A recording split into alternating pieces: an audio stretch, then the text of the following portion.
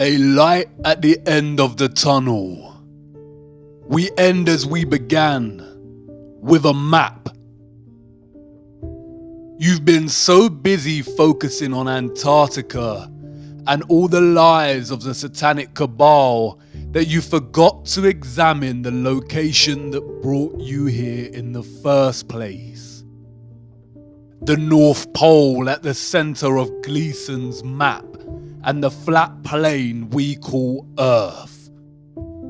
Gerardus Mercator was a Flemish geographer and cartographer and is responsible for the Mercator projection for navigation, in which north is up and south is down.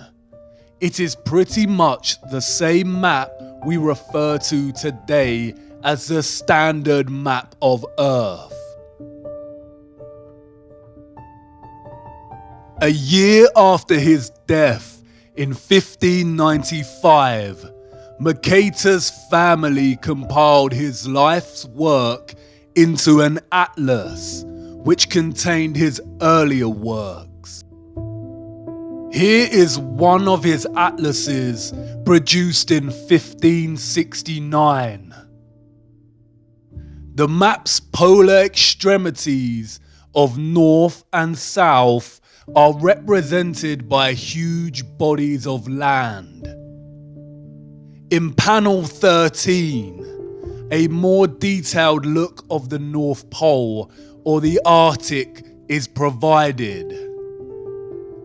It shows a quasi-circular body of land at the North Pole, separated into 4 quadrant continents, with what appears to be an island in the middle. Mercator's 1595 world map presents this Arctic region in more detail. The body of land or rock in the center of these 4 quadrant continents here is called Rupes Nigra, which translates to black rock. The official historians of the world tell us that Mercator's vision and influence came from the text Inventio Fortunata, a conveniently lost book containing a description of the North Pole as a mountain surrounded by a giant whirlpool and 4 continents, with 4 directional rivers. Historians date the book to being created in the late 14th century and tell us that no pages or extracts of the lost book have ever been discovered. There are a vast amount of maps from this era, from all different cultures, that depict the North Pole in a similar way.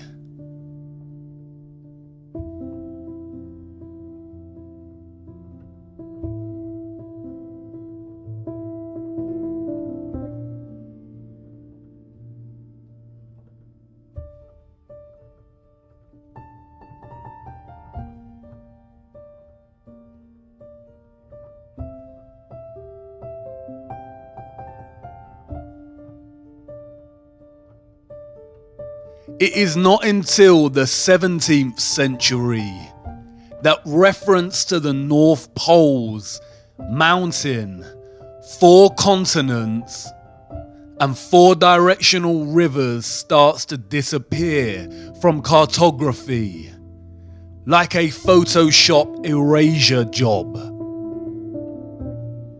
This coincides and aligns with the rise of Galileo, the father of heliocentrism.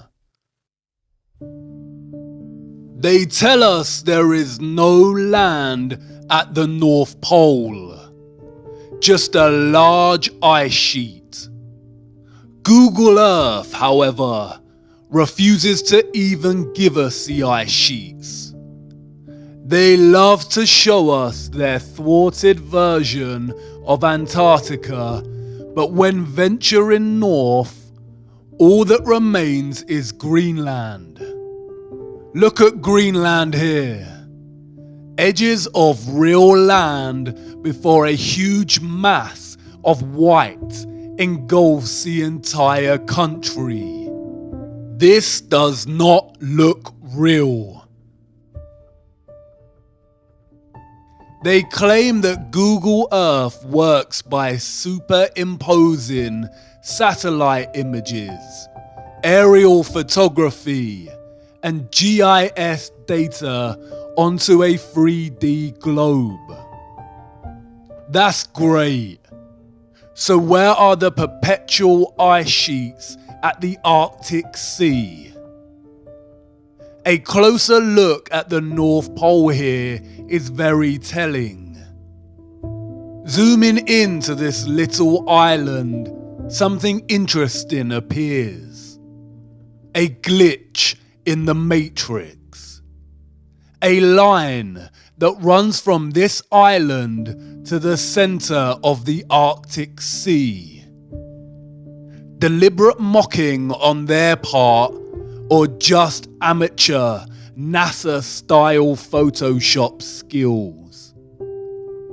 Either way, it indicates that the vast nothingness of blue ocean here is indeed a photoshopped lie, and exists primarily to hide whatever is really here. Perhaps Mercator and the early cartographers just got it wrong. Mercator was no joke in his day. His maps were not merely fantastical creations of the world as he dreamed up and saw fit. He was known for his meticulous accuracy, and, as stated earlier, he later developed the Mercator projection, which is still used today for navigation. The Invencio Fortunata is lost and has never been found in its entirety or extract. But an old letter from Mercator to John Dee, the advisor to Queen Elizabeth I, provides insight. John Dee wrote to Mercator to inquire about the North Pole.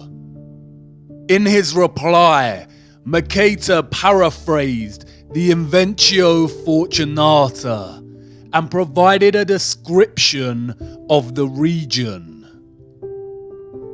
In the midst of the four countries is a whirlpool, into which there empty these four enduring seas, which divide the north, and the water rushes round and descends into the earth just as if one were pouring it through a filter funnel. It is 4 degrees wide on every side of the pole.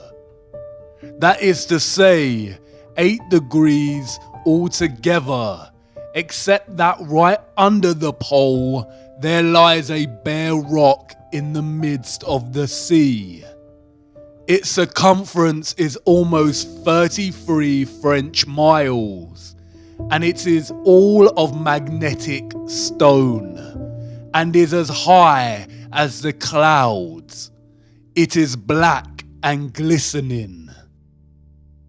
In Johann Ruysch's 1508 map, the North Pole is represented in a similar manner, and the map's legend states, "It is written in the Book of the Fortunata, under the Arctic Pole there is a high magnetic rock, 33 German miles in circumference.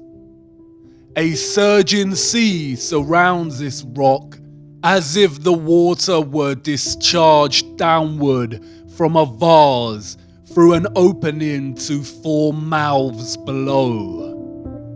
Around are islands, of which 2 are inhabited. Here the ship's compass loses its property, and no vessel with iron on board is able to get away.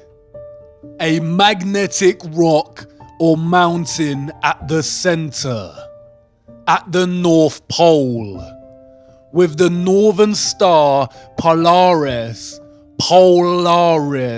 fixed right above, unchanging, while the rest of the stars and constellations in the firmament revolve around it. Could the source of all magnetism and electromagnetism on Earth emanate from this magnetic mountain? It is an undisputable fact that compasses point north. But the satanic cabal tell us that the Earth is a spinning globe with 2 magnetic poles, the north and the south.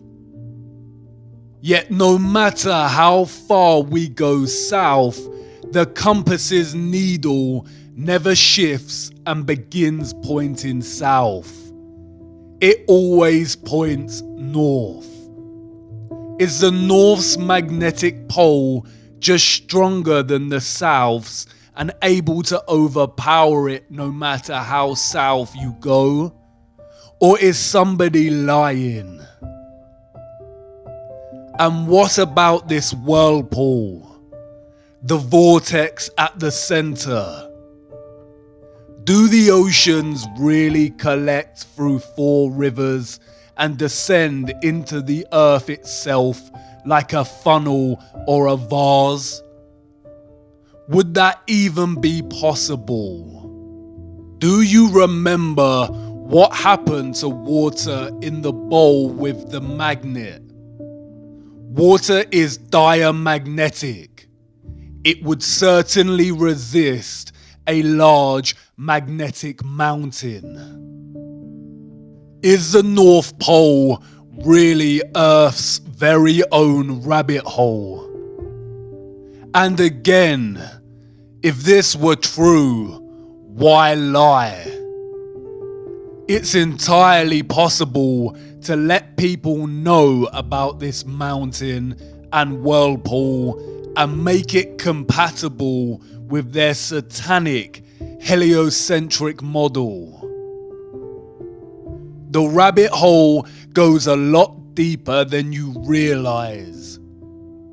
It's hard to imagine a bigger secret than flat Earth itself, the firmament, the giant trees and quarried land. But there is one. It could very well perhaps be the most satanic lie of them all. Just perhaps. As always, the clues are hiding in plain sight. In the symbolism, in the mythology, the language, the metaphors, the movies, waiting patiently to be discovered. If we were to take them at their word and believe that Mercator and other renowned cartographers of the time were just influenced by a now missing book, the journey would end here. But by now, we know better than that. History is a corruption. The truth has been shattered, fragmented, mythologized, and scattered. All cultures throughout time have spoken of an ancient and sacred land. The ancient Greeks called this place Hyperborea, a land of perpetual sun.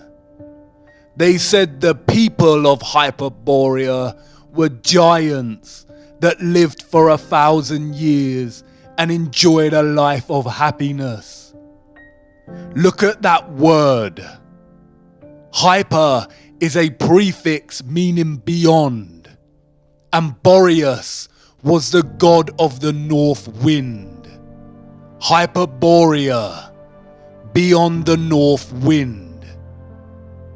It is reminiscent of another word, the Aurora Borealis, the Northern Lights. The Hindu and Buddhist traditions speak of this legendary land as Shambhala. In Buddhist mythology, Mount Meru has its roots in hell and its summit in heaven, and is the bridge between Earth's realms. Scholars have pondered the location of Shambhala, writing that the literature frequently asserts that the world axis is associated with the center of Shambhala, and therefore it cannot possibly coincide with the Earth's spin axis unless Shambhala lies at the North Pole. Numerous sources support the tradition that Shambhala once lay near the North Pole. The Scythians, a branch of the Vedic peoples who roamed the Central Asian steppe, told of a wonderful place, similar to Shambhala, that lay far to the north. In most Asian cosmology, Mount Meru stands at the center. Look at the cosmological geometry here. Mount Meru at the center with 4 surrounding continent lands. In the fountain source of occultism, Paraka writes, this spot is the summit of what in the Hindu Puranas is called Shvetadvipa, Mount Meru or Sumeru. It is the North Pole of the Earth. It is the mystical North Pole. The Japanese spoke of the island of the congealed drop, which was placed at the North Pole. The Vedics called this land Paradisha. Rene Guénon in The King of the World writes, according to the Vedas text and the Persian Avesta, Paradisha was literally located in the sense of the word at the pole. The ancient Hebrew word for Paradisha is Pardes, which translates to garden.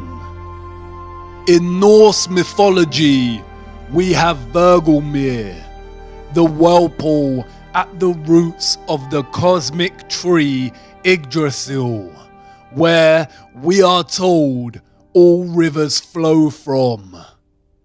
The ash is greatest of all trees and best. Its limbs spread out over all the world and stand above heaven. 3 roots of the tree uphold it and stand exceeding broad. One is among the Aesir, another among the Rime giants, in that place where aforetime was the yawning void. The third stands over Niflheim, and under that root is Vergelmir. You've seen this before. Look closer. A circular rim of mountains. Perhaps at first mistaken for the Antarctic ice ring. But compared to Mercator's 4 continents, surrounding Rupes Nigra, a circular rim of mountains. In the Bible, this land is called the Garden of Eden. In the middle of the garden were the tree of life and the tree of knowledge of good and evil. A river watering the garden flowed from Eden. From there it was separated into 4 headwaters. The same 4 headwaters that Mercator depicts in his map. Beautiful for situation, the joy of the whole earth, is Mount Zion, on the sides of the north, the city of the great king. It has many names: Mount Zion, Mount Meru, Sumeru, Rupes Nigra, the Axis Mundi, the cosmic axis, the world pillar, the world tree, the tree of life.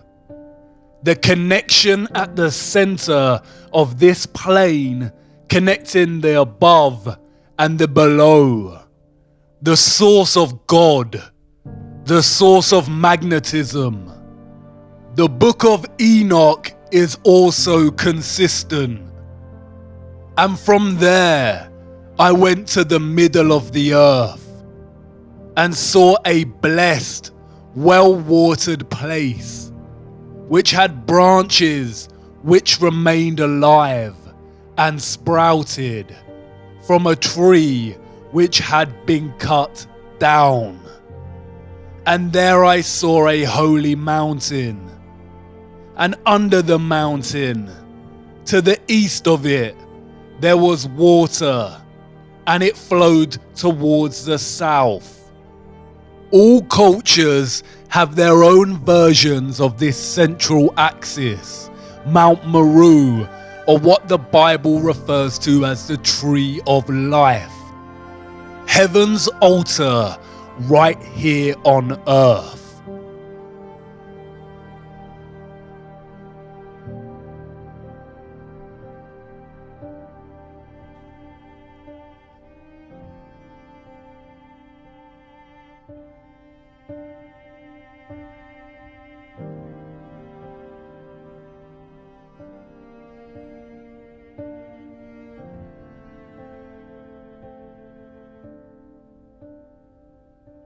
William D. Warren in Paradise Found states, "Is anywhere in the temple of nature there was to be an altar, it could only be here." That it was here finds a fresh and unexpected confirmation in the singular agreement of many ancient religions and mythologies in associating their paradise tree with the axis of the world, or otherwise with equal unmistakableness, locating it at the Arctic pole of the earth. The North Pole is truly the land of 1,000 names. In accounts of his voyage in search of the Garden of Eden, Irish Saint Brendan, also known as the Navigator, journeyed to the north past Iceland and Greenland and recounts seeing great crystal pillars. A lot of Celtic mythology centers around the northern regions, with many believing that the real location of the Arthurian Avalon is actually at the center, the North Pole. Interestingly, the same John Dee that wrote to Mercator claimed that King Arthur conquered the far northern region, According to John Dee, another missing text, the Gestae Arthuri apparently contained an account of Arthur's expedition to the North Pole. Another text, the Legis Anglorum Londonis Collectae, testifies to this same expedition. Through Celtic mythology, King Arthur became associated with the North constellation, the Great Bear, otherwise known as Ursa Major. By Sir Walter Scott's day, King Arthur had become firmly associated with the Pole Star, or Polaris. In his 1805 work, Lay of the Last Minstrel, he states, Arthur's slow wane his course doth roll, in utter darkness round the pole. The northern bear lowers black and grim, Orion's studded belt is dim.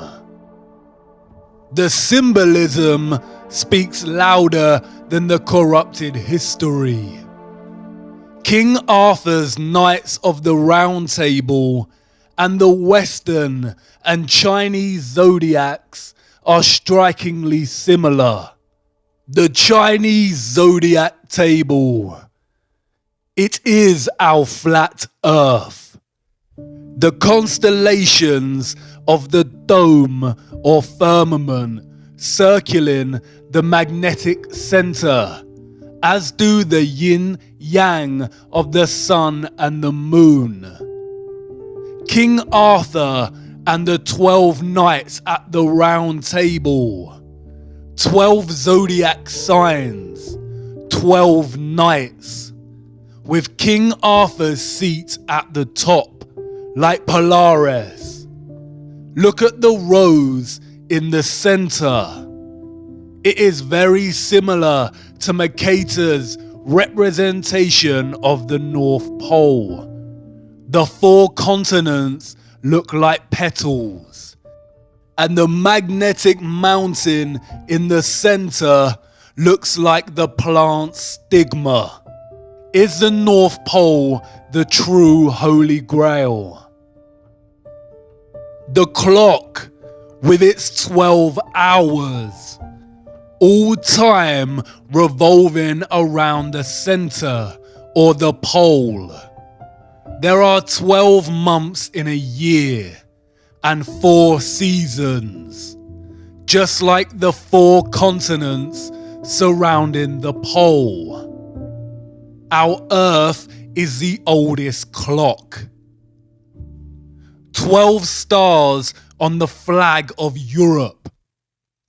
Mercator's letter stated that Mount Meru, or Rupes Nigra, was 33 miles in circumference. 33 again.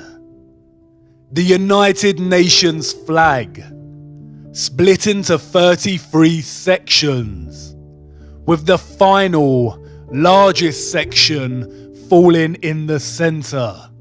33rd degree Freemasonry. During the course of initiation, the Mason is taught that the North is Masonically a place of darkness. The Freemasons worship East, West, and South, and forsake the North. This is because the North is associated with the energy of good. It is the source, the magnetic mountain, the axis mundi directly underneath Polaris, the fixed constant star.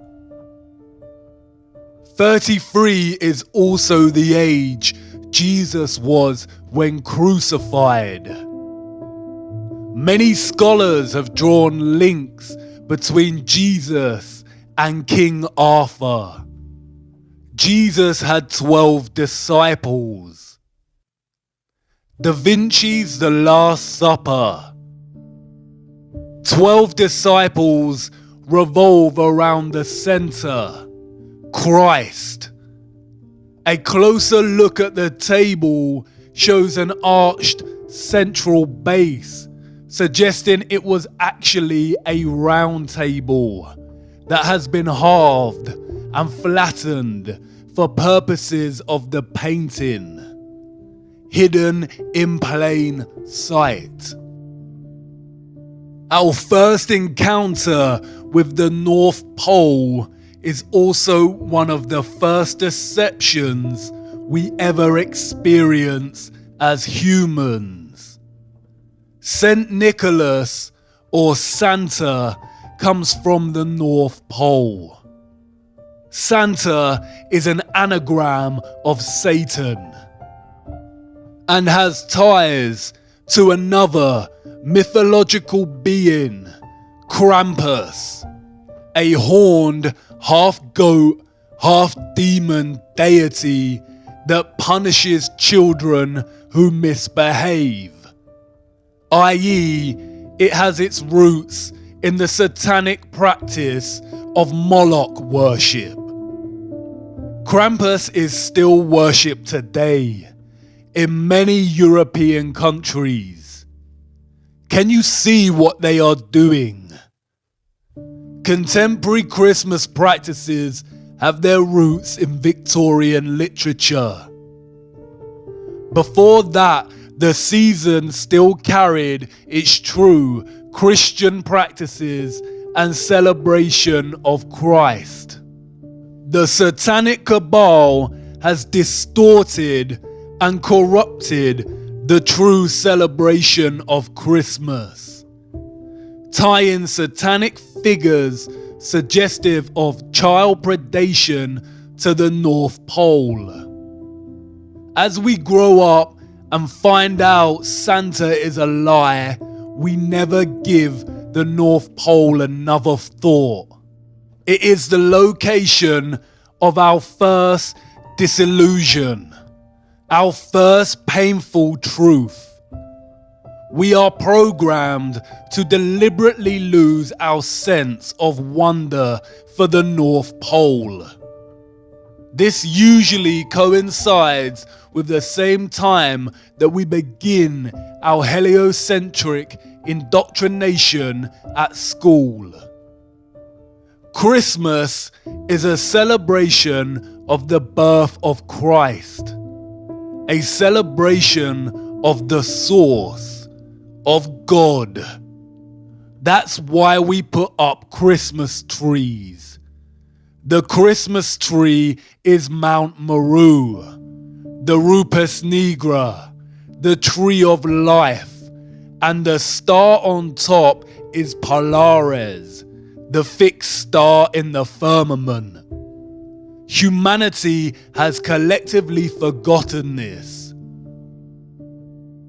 The Christmas tree is a celebration of the magnetic axis mundi at the center of our flat Earth, and it has subsequently been corrupted and replaced by debased materialism. We no longer remember what we are celebrating. The satanic cabal must corrupt the North Pole. They tell us it's just an ice sheet, but Google Earth cannot even give us a photoshopped version of the ice. They don't even want people interested in ice sheets. They can't even bear to acknowledge the North Pole. It is against their satanic religion. Hollywood movies always contain things hidden in plain sight. But there are a select few of these movies that are highly satanic and Masonic. The Truman Show is a metaphor for our programmed deception living under the dome. Rosemary's Baby, Monsters Inc., and Eyes Wide Shut all depict the elite cult of Satanism and the practices of Moloch, child sacrifice, and adrenochrome harvesting. The Matrix is an obvious metaphor of humanity's slave status. The Matrix itself being the programmed deception cast upon humanity, who have no clue to the true nature of their reality. But there is another film, probably the most Masonic of them all, The Wizard of Oz, Dorothy's journey through the land of Oz. Notice the red shoes. Do you remember what Macaulay Culkin said about the red shoes? Dorothy and her unlikely band of friends must follow the yellow brick road to the Emerald City to ask the wizard if she can be sent home. The author, Lyman Frank Baum, developed maps for his land of Oz. Does this remind you of something? 4 lands or continents surrounding the central Emerald City, just like the North Pole in Mercator's map. Look at the representation of the Emerald City in the film. Look at the domed halo surrounding the city. Much like the halo we see with representations of Christ. But does it remind you of something? Look closer. Columns. Basalt columns. The magnetic tree of life at the center, also cut down in our history. The Emerald City. What else emits an emerald green glow? The Aurora Borealis. The Northern Lights. Look at the yellow brick road in the film. A swirl to the center. A whirlpool of sorts. Somewhere over the rainbow. The rainbow again. The Bifrost Bridge from Norse mythology. A path between heaven and earth. Between Midgard and Asgard. Bifrost means the swaying road to heaven. In Islam, it is called Al-Sirah, the narrow bridge people must pass in order to enter paradise. Look at the ancient Siam city in Thailand. This is supposed to be a recreation of Sumeru Mountain. Look at the bridge you have to cross on your journey. And what about the whirlpool at the center? Mercator described it as a filter funnel. Norse mythology labels it as Vergelmir, or the world's well. Could there really be a whirlpool opening in the center of Earth, caused by the magnetic tree of life, in which the oceans flow down into? Paul the Deacon, an 8th century Benedictine monk, wrote that where the ocean extends without bounds is that very deep abyss of waters which we commonly call the ocean's navel. It is said twice a day to suck the waves into itself and to spew them out again, By the whirlpool of which we have spoken, it is asserted that ships are often drawn in with such rapidity. Gerald of Wales, royal clerk to King Henry II, wrote, "Not far from the islands towards the north, there is an astonishing whirlpool in the sea, towards which there is a set current of the waves from all quarters, until, pouring themselves into nature's secret recesses, they are swallowed up as if it were in the abyss." In the Historia Norwegiae, an anonymous 12th century Norwegian monk describes the exact same phenomenon. The greatest of all whirlpools is to be found there, which engulfs the strongest ships. There is a very deep abyss in the earth itself, and alongside it are open-mouthed caverns containing winds. These winds draw to them the waters of the sea through hidden passages in the earth. They shut them up in the vaults of the abyss. The powerful source of magnetism offers some suggestion as to how this central vortex on Earth actually works. Not only is water diamagnetic and will resist gaining proximity to a magnetic mountain, creating an opening, but also a powerful magnetic source and a powerful central axis mundi would generate a strong electromagnetic field or electromagnetic stream. This takes the form of a toroidal electromagnetic field. Even in their heliocentric lie, they acknowledge that the Earth's magnetic field is toroidal, or shaped like a torus. The name Mercator, or Mercator, produces the 7-letter anagram creator, or creator, tor, toroidal, or torus.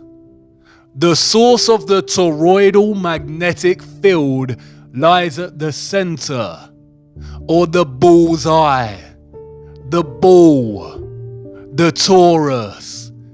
Do you see how they have corrupted the torus by making it synonymous with the horned animal? The toroidal electromagnetic field is a stream of all vibration, frequency, and energy on our flat plane. A constant dance of the above and the below, with our earthly plane in the center. The toroidal field draws the oceans in at the central axis mundi vortex. As the water is drawn into the center of the earth, it keeps going and is most likely drawn out again at the perimeters of Antarctica. Hence, that is why there is so much ice. It freezes because there is not much sunlight at the outer perimeters of flat Earth. The ice has always melted at a constant rate, and this has been used recently to fuel the climate change hoax by the Satanic Cabal. This central vortex at the North Pole would also suggest the possible existence of the biblical Great Deep, and offer some clues to the existence of water above the firmament. all of which are outside of our perception's grasp and have been hidden from us. As absurd as this constant recycling of water sounds, the same process is happening right now inside of your body and never stops.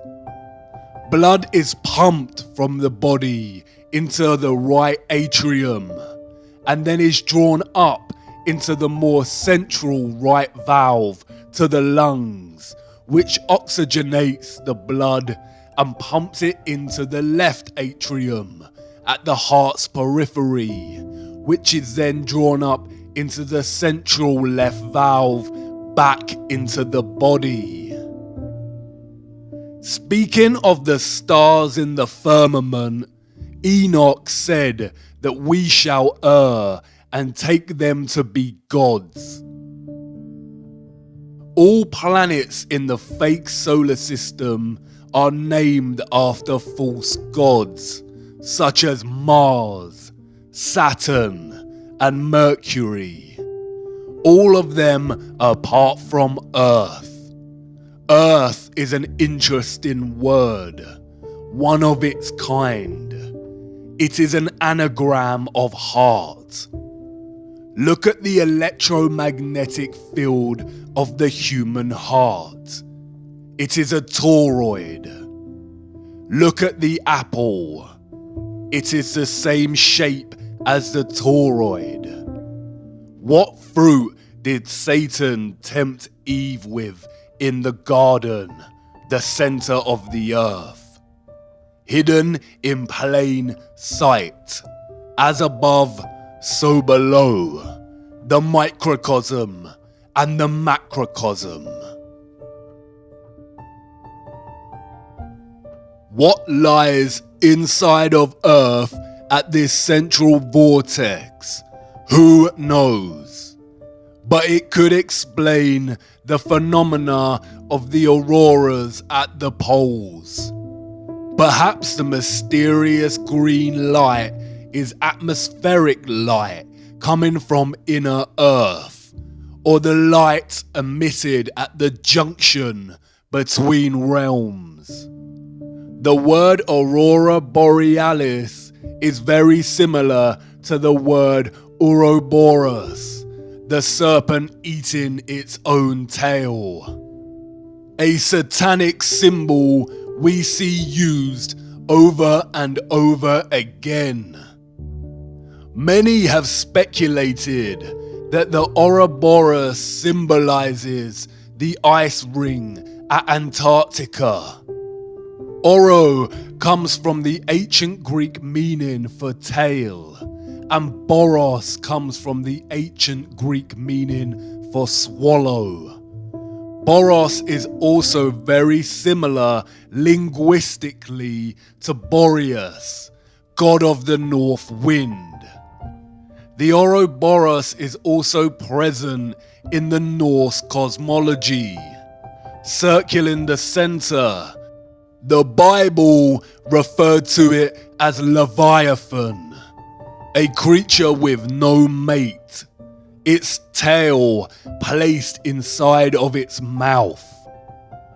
It signifies how the North Pole and the Antarctic ice ring meet in the continual, infinite recycling of the oceans caused by the flow of energy from a toroidal electromagnetic field. It also symbolizes the continual dance between good and evil. The good being the Arctic North Pole and the evil being Antarctica. The ant prefix of Antarctica is precisely the same prefix used to signify opposition and being against. The Arctic is Christ, and Antarctica is the Antichrist. So many of the satanic elite are obsessed with Antarctica.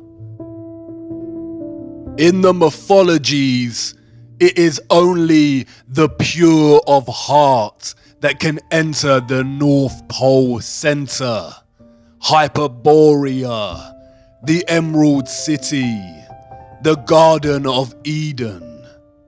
And we see this motif play out over and over again in their satanic mocking of our ignorance, while they continually lead us further and further away from knowing the truth, keeping us rooted to giving our energy to their satanic matrix.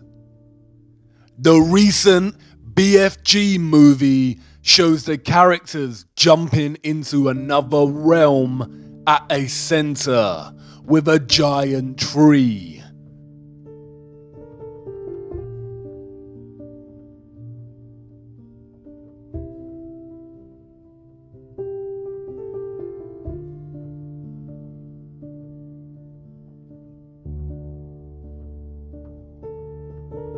Notice the aurora.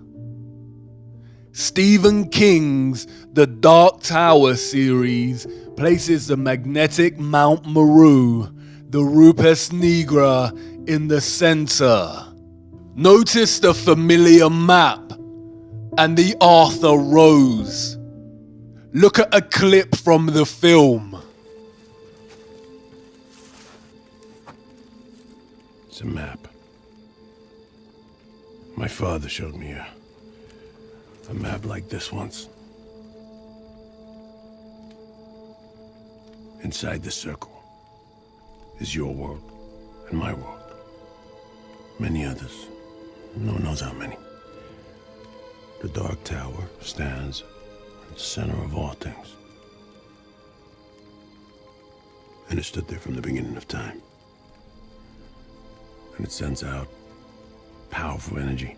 Interestingly, Stephen King also wrote another novel about life under the dome. Philip Pullman wrote a children's novel called The Northern Lights, in which the protagonist enters another realm through the aurora. Jules Verne's Journey to the Center of the Earth sees its protagonists enter inner Earth in the north, just beyond Iceland. We have the Wandering Mountain in the Never-Ending Story. Notice the rainbow. Even the production company Paramount references this in its logo. Notice the dome stars above the Paramount, the Mount Meru, Mount Zion. We see reference to Flat Earth and the Tree of Life, Mount Meru, hidden in plain sight everywhere.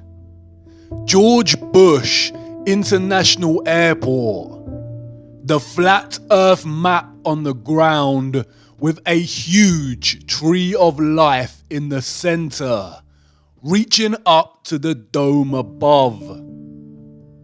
Darling Gardens in Sydney, Australia, the Flat Earth map again, with the Antarctic ice ring and the magnetic mountain in the center. Even the Central United Nations meeting room displays this imagery. Notice the starred dome above and the grand gold pillar in the center. What about flights? Wouldn't pilots have noticed if there were a huge vortex at the center of the Earth? Well, perhaps, if they actually flew over the region. Flights are restricted, we are told, because it is too cold to fly over the Arctic and Antarctic regions. They tell us they have the technology to send people out into cold space, but not to cross the polar zones. In fact, a closer look at flight paths more generally exposes their heliocentric lie. On a globe Earth, South Africa to Australia should be a straight path over the Indian Ocean. They could even refuel at Madagascar if necessary. But no such flight exists. They all stop off at Dubai, Hong Kong, or Malaysia. A huge detour that makes no sense on a globe, but makes complete sense when looking at a flat Earth map. It's the direct flight path on flat Earth. We are running out of time. It is important to acknowledge the remaining and resistant beauty of our world despite the vast amount of barbaric quarrying. It is undeniable that our flat Earth quarry retains aspects of beauty. Sometimes so powerful it is described by humans as breathtaking. Although we are a species born out of the barbaric behavior of those who destroyed the Earth, Carbon-12 is not the entirety of our biological design. Like the land, we retain elements of the good, which can be traced back to divine creation, or what is called God. Whether you view God as a being, vibration and magnetism itself, or something else does not matter. God is the source, the intelligence that designs and creates. Hexagonal efficiency is just one geometric design found in living organic matter. There is a sequence and ratio underpinning all geometric shapes, life, and matter itself. These are the Fibonacci sequence and the golden ratio. The Fibonacci sequence, the mathematical sequence of adding the last two numbers that came before, starting with 1. As the sequence continues, a constant ratio of 1 to 1.6 appears. This is called the golden ratio and continues indefinitely. To imagine what a 1 to 1.6 ratio looks like, compare it to a 1 to 1 ratio. Any rectangle with any two of the numbers of this Fibonacci sequence forms what is known as the golden rectangle, a perfect rectangle. This rectangle can be broken down into squares, the size of the next Fibonacci numbers. Similarly, if you construct the rectangle with the 1 to 1.6 ratio and begin to make incremental golden ratio points within that, you end up with the same results as the Fibonacci sequence. If you divide each with an arc, then the pattern begins to take shape. We see Fibonacci's spiral, the spiral in and of itself. A spiral, spiraling out at the sequential ratio of 1 to 1.6. Fibonacci's spiral is literally found everywhere in the natural world, on both a microcosmic level and a macrocosmic level.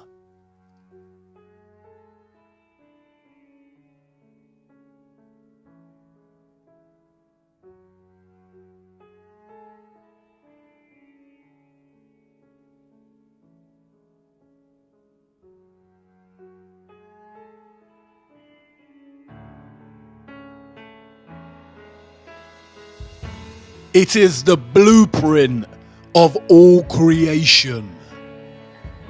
It is not a coincidence that the entire education system pretty much ignores the golden ratio and golden spiral.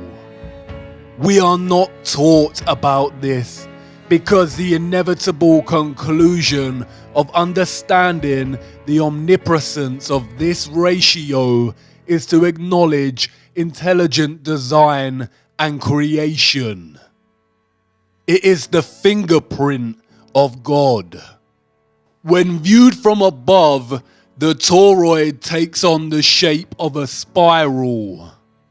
Your brainwashing and programming has to have such a powerful grip over you if you think for 1 second our flat Earth itself would not take on the same ratio and patterning.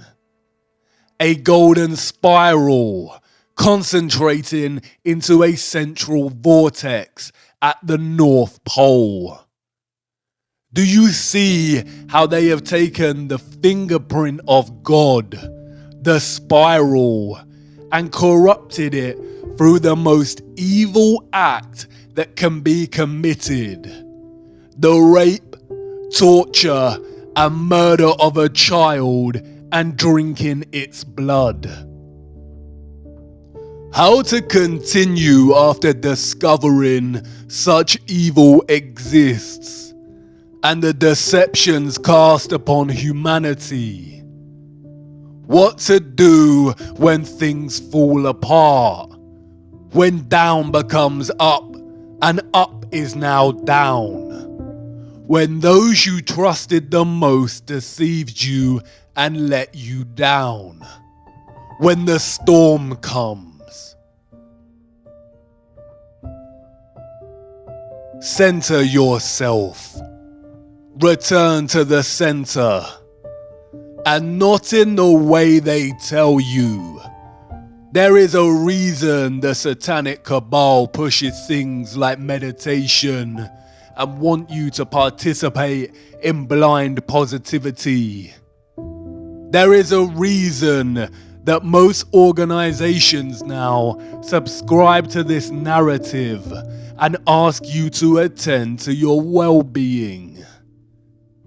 They want you to accept that reality is stressful and full of corruption, to normalize it, and tell you the antidote is forced relaxation, to switch off and ignore, and forced positivity, which in reality is just to ignore the matter at hand and replace it with delusional positive thoughts. In other words, to turn a blind eye.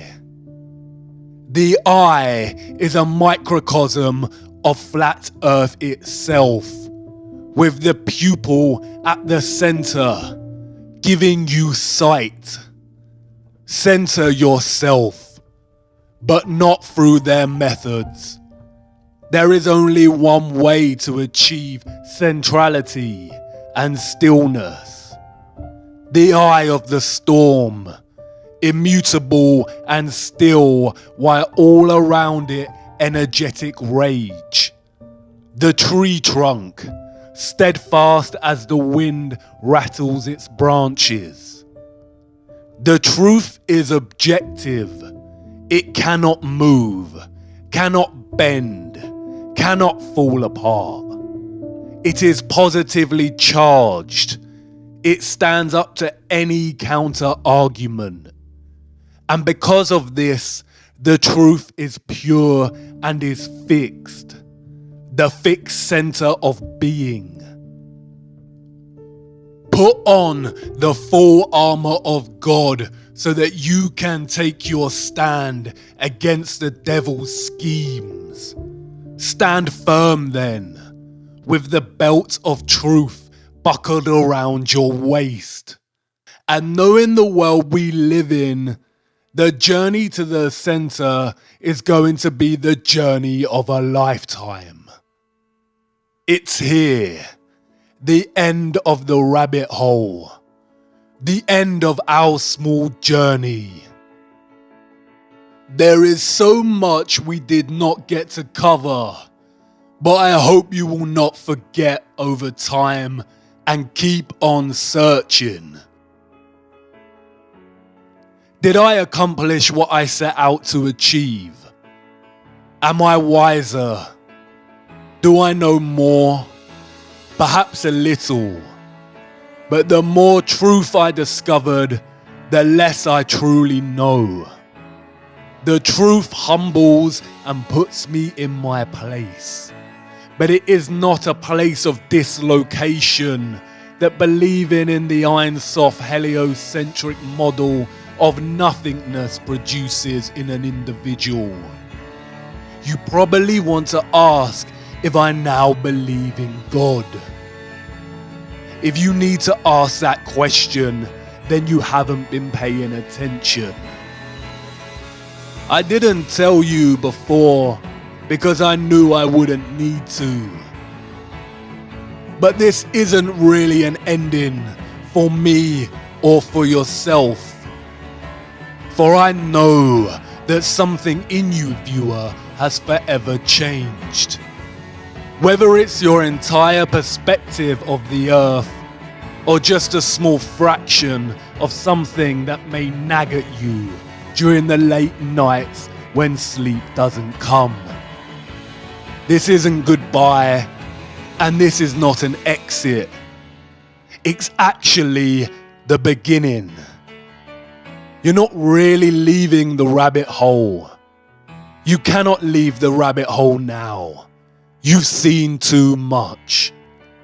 The road doesn't end here. It's just a brief pause at the crossroads of another entrance to another rabbit hole. The journey of a lifetime. And who knows where it will lead you, viewer. But let's hope it's closer to the center.